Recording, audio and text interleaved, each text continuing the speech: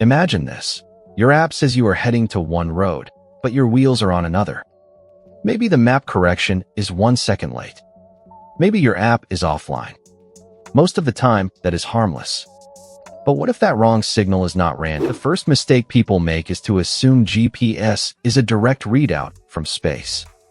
In reality, GPS and other satellite systems are shared infrastructure signals. The receiver does math on weak messages, then trusts that math to make position and time decisions. That trust is why GPS is vulnerable. A normal receiver cannot inspect the physical authenticity of every incoming bit in real time. It mostly verifies consistency, signal shape, and timing, not battlefield intent. There are 3 core threats. First, jamming. A local emitter can overwhelm legitimate satellite signals at short range. Think of it like shouting in a crowded room, so nobody hears the original speaker. Your navigation stack sees weak, interrupted, or unstable logs. Second, spoofing.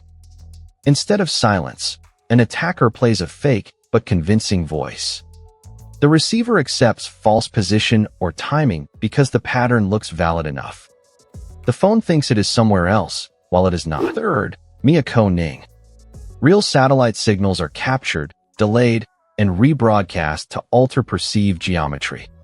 That creates subtle drift and timing confusion that can pass as environmental weirdness. Now the part people rarely connect. Why would a military care? Because in modern conflict, shaping information and movement can be done without kinetic strikes. If you can cause hesitation, reroute, delay, or emergency confusion, you have already shifted the outcome. That does not mean every random GPS glitch is a war move. Most urban errors are still multi-path reflections, temporary hardware faults, or local interference. The point is this: the system is intentionally contestable. So when we say, your GPS is wrong right now, we need precision. We are not claiming every phone is under attack. We are saying the error channel is open, and it is being tested. Now scale this up. In aviation, GNSS is one of many queues, so modern crews and systems still have secondary checks. In maritime and trucking corridors, however, over-reliance can show up as route deviations and poor operational decisions. In finance and telecom, timing and synchronization matter at machine speed. A persistent timing bias can degrade services far before people notice physically. So what is the real-world fix? Not panic.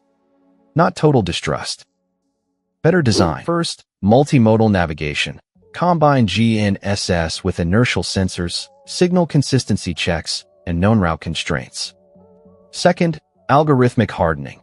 Reject sudden implausible jumps and cross-check with alternative constellations and local beacons. Third, human procedures. If position confidence drops, operators should be trained to switch to a backup workflow with explicit prompts, not invisible fallback.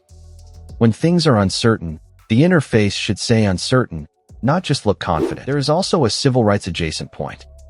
If these vulnerabilities exist, users have a right to transparent behavior.